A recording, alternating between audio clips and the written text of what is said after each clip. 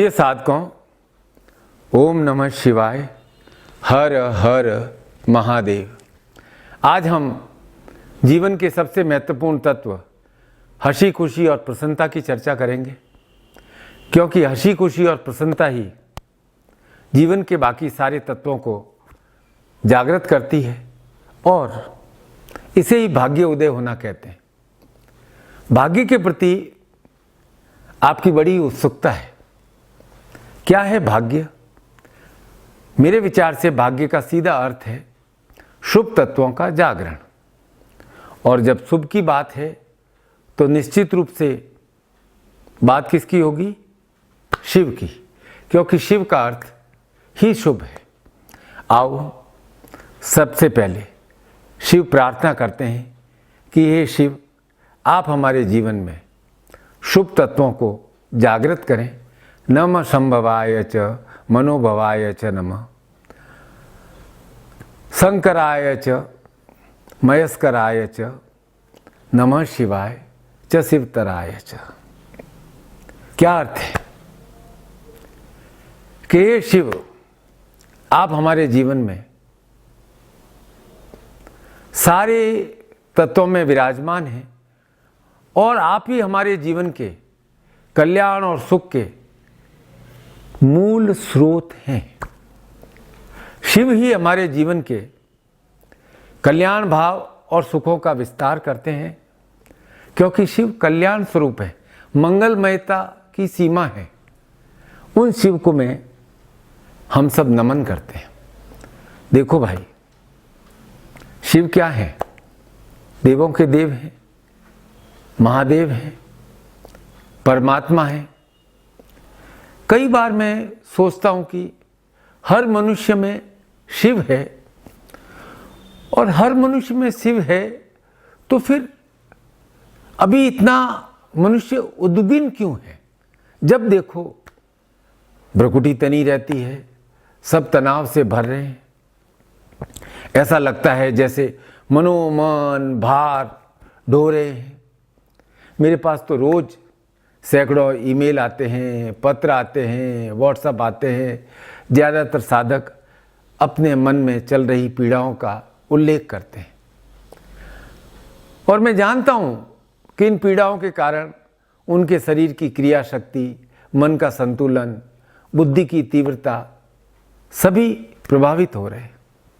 एक मन में निराशा का भाव है, इसलिए मुझसे बार बार पूछते हैं, गुरुजी क्या करें, गुरुजी क्या करें? मैं भी आपके पत्रों को पढ़ता हूं और विचार करता हूं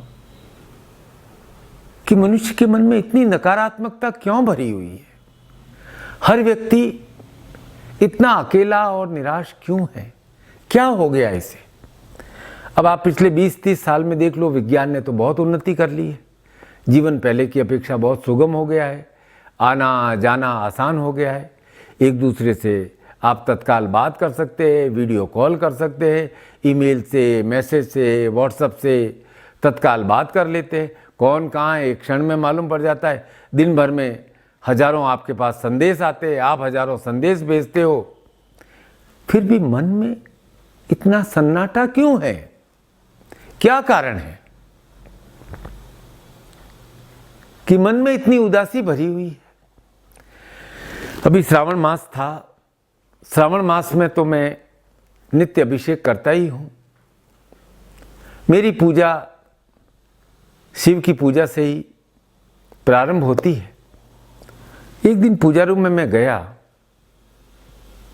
अपने पूजा स्थान में, और भगवान शिव पर चढ़ाने के लिए मोगरे की माला थी। वो एक पॉलीथीन की पन्नी में बंद थी।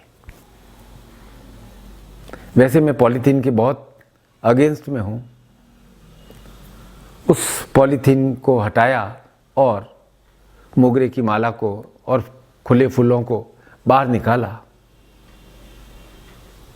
बाहर निकालते ही पूजा रूम में एकदम खुशबू ही खुशबू भर गई। पॉलीथीन में बंद थी, कोई खुशबू नहीं। पॉलीथीन से बाहर निकाला, खुशबू ही खुशबू।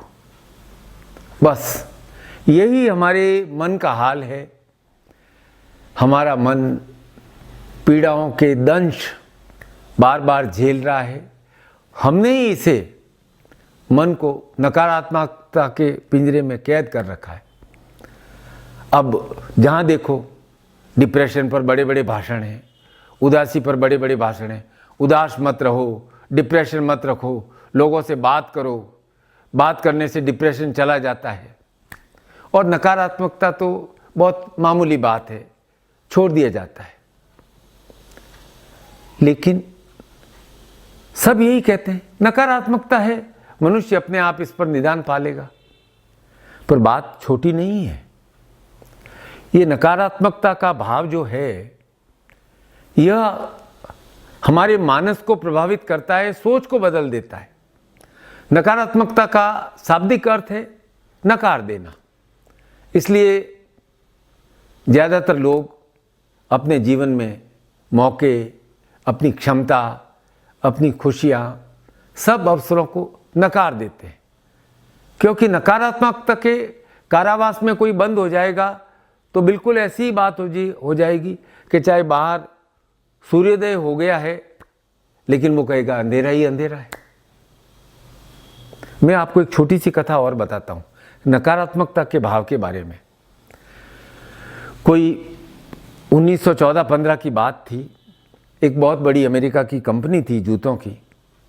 उसमें 2 ऑफिसर को भेजा कि भाई व्यापार बढ़ाना है, अफ्रीका जाते हैं।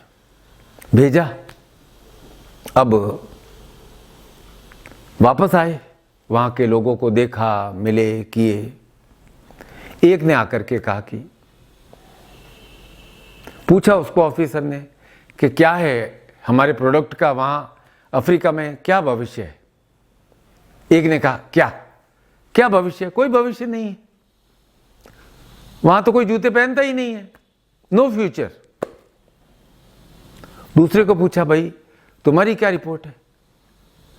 उसने कहा बहुत फ्यूचर है, वहां कोई जूते पहन ही नहीं रहा है, इसलिए हमारे प्रोडक्ट का बहुत फ्यूचर है। अब देखो समान परिस्थितियां थी। एक ने क्या किया, मौका देखा और दूसरे ने मौके को नकार दिया। तो मैं आपको ये बात कहना चाहता हूं कि जो नकारात्मक होते हैं ना, वे लीक से हटकर देखते ही नहीं है। उनके जीवन में सफलता क्या है, धूप छांव की तरह रहती है। कभी आती है, कभी चली जाती है, कभी आई, कभी गई। और वे अपनी असफलताओं के लिए ये समाज ही ऐसा है, मेरा भाग्य ही ऐसा है, मुझे परिवार से हेल्प नहीं मिली, और यहाँ तक कि गुरु को, भगवान को भी दोषी ठहरा देते हैं। अभी क्या है, वर्तमान में कोरोना संक्रमण का काल चल रहा है। शुरुआत में तो बहुत तकलीफ थी, तो कई लोगों ने अपने व्यापार का, कार्य का नया तरीका ढूंढा। लोगों ने ऑनलाइन काम करना शुरू किया। किसी ने, कपड़ा मिल वाले ने तरह तरह के मास्क बनाने शुरू किए। किसी ने कागज पड़ा था उसके पास स्टॉक, तो उसने टिश्यू पेपर का काम शुरू किया। किसी ने सोचा कि मेरे पास केमिकल है, इसका मैं सैनिटाइजर बना सकता हूं। तो देखो भाई, ऐसा ही हाल है जिंदगी का। मुद्दे की बात यह है कि आपको प्रसन्न रहना है, प्रफुल्लित रहना है। और नकारात्मकता क्या है कि हमारी खुशियों पर 90% जो टैक्स होता है ना, उसकी तरह है। आप क्या करते हो कि जहां खुल करके हंसना होता है, ठहाका लगाना होता है, वहां आप थोड़ा सा हंस देते हो, और जहां हंसना होता है वहां आप थोड़े से मुस्कुरा देते हो, और जहां मुस्कुराना होता है वहां अपने होठ सेल देते हो। अरे भाई, क्यों कर रहे हो अपने ऊपर इतना अत्याचार? किस बात की उदासी भरी हुई है आप में? और मैं आपसे पूछता हूं, क्या बात है बेटा, इतने उदास क्यों हो? आप कहते हो पता नहीं गुरुजी। बात सही है आपकी। ये क्या है कि उदासी है ना, एक परछाई की तरह आपके साथ चल रही है। इसलिए उस उदासी ने आपके मन को बिल्कुल जैसे मोगरे को पॉलीथीन ने ढक रखा था और वह मोगरा खुशबू बिखेर नहीं रहा था, तो आप उदास रह रहे थे। अब आप मुझे बताओ, आपकी इस उदासी से कौन प्रभावित हो रहा है? सबसे पहले तो इस उदासी से आप प्रभावित होते हो, फिर आपके घर वाले प्रभावित होते हैं। अब घर का इंचार्ज ही उदास है तो बच्चे उदास होंगे ही होंगे, फिर आपके आत्मीय, फिर आपके घर के मातहत। आप ऑफिस में जाते हो, उदास मुंह लेकर के जाओगे, काम करोगे तो बाकी सब लोग भी उदास रहेंगे कि भाई आज तो सर उदास है। अब मैं आपको बताता हूं कि इस नकारात्मकता की जेल से कैसे मुक्त हुआ जा सकता है। आप शिष्य हो, साधक हो, और साधना अर्थात तंत्र की साधना, तो तांत्रिक हो आप। और तंत्र के गुरु कौन है? शिव है। शिव ने ही तंत्र की रचना की, आगम निगम सब। तो हम सब शिव के शिष्य हैं और आपके पास गुरु का दिया हुआ मंत्र है, साधना है, फिर भी आपके मन में प्रसन्नता का उद्गम क्यों नहीं हो रहा है? क्या आपकी प्रार्थना अपरिपक्व है? क्या आपकी साधना कच्ची है? हर समय आपको शत्रु भय, बाधा, शंका क्यों डरा रही है?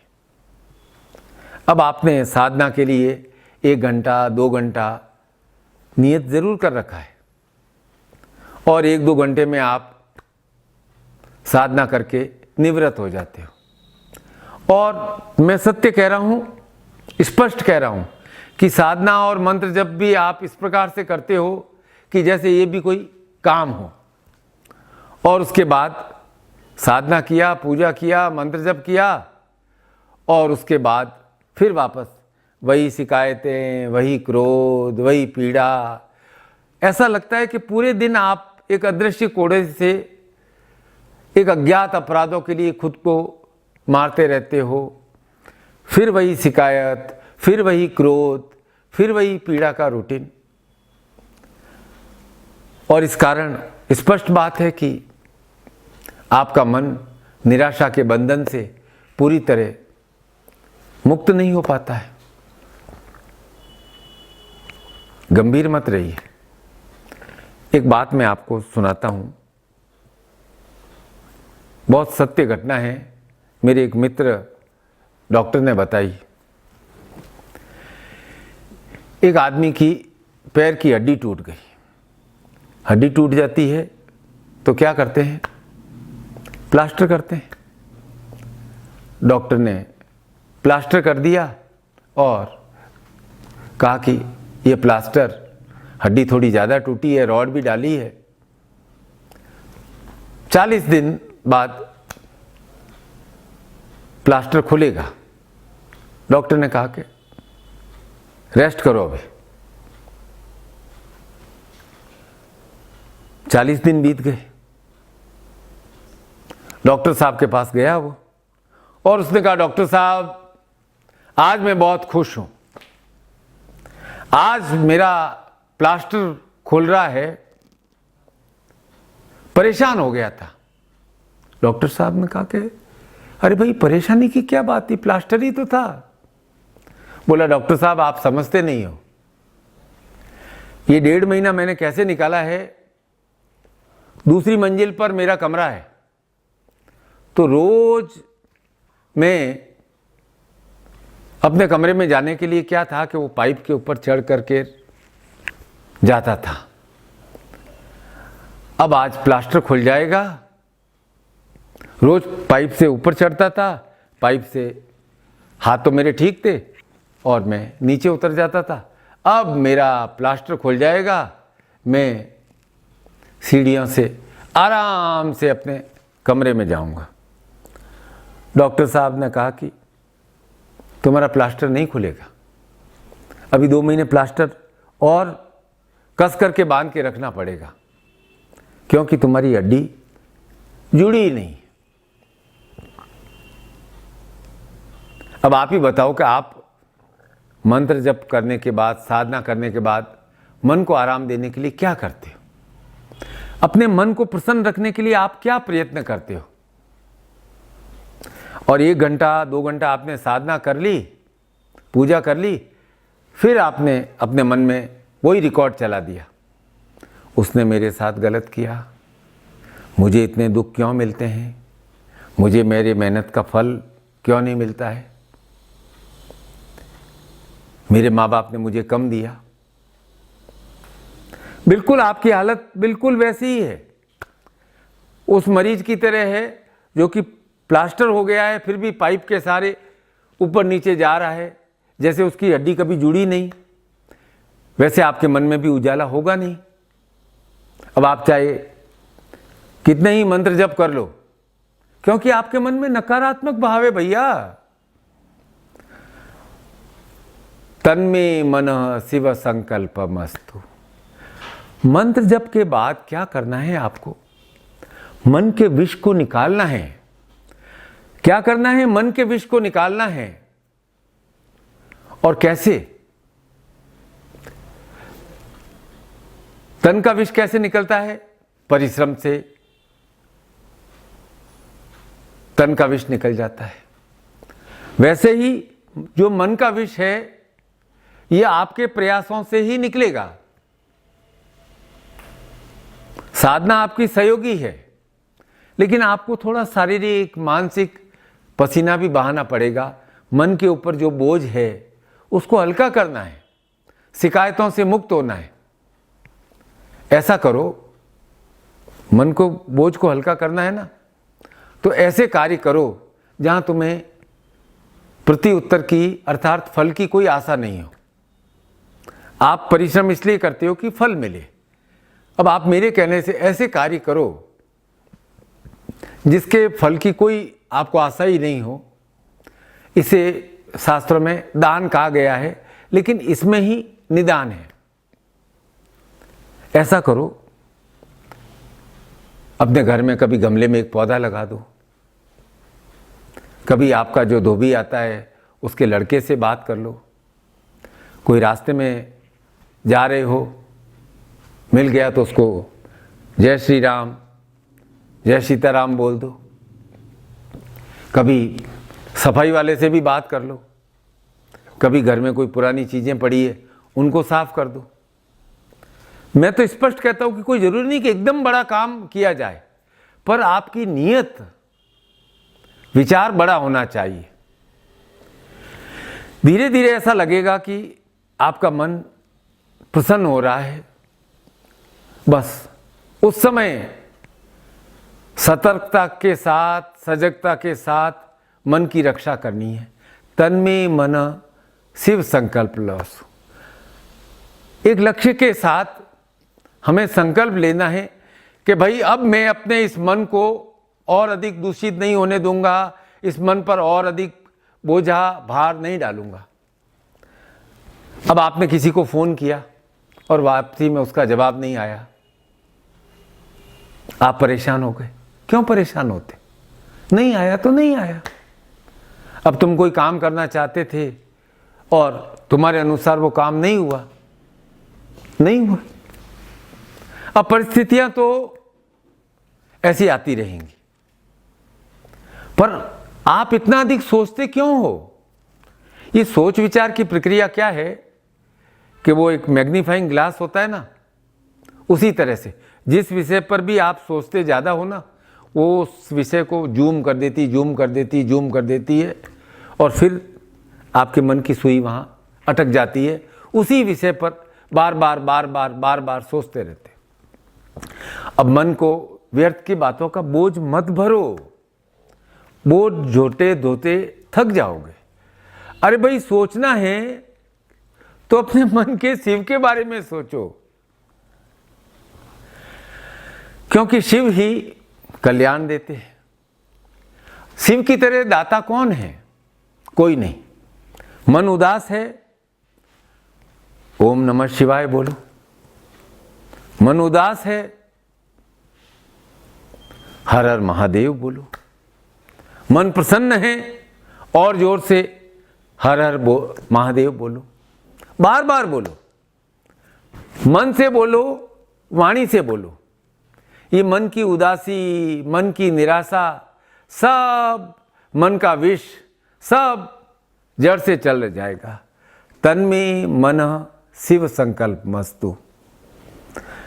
हर हर महादेव। आज से ही शुरुआत करनी है, अभी से शुरुआत करनी है। मैं आपको आशीर्वाद प्रदान करता हूँ कि आपके मन के संकल्प सिद्ध हों। बस आप मेरा इतना कहना मान लो कि मन के ऊपर व्यर्थ के जो आपने बोझ डाल रखे हैं, उन बोझों को हटाओ, भार को हल्का करो और निराशा के किसी भाव को तो मन पर हावी होने ही मत दो। फिर एक बार प्रेम से बोलो, हर हर महादेव, हर हर महादेव। जय हो, जय हो, जय हो। आप सबकी जय हो। हर हर महादेव।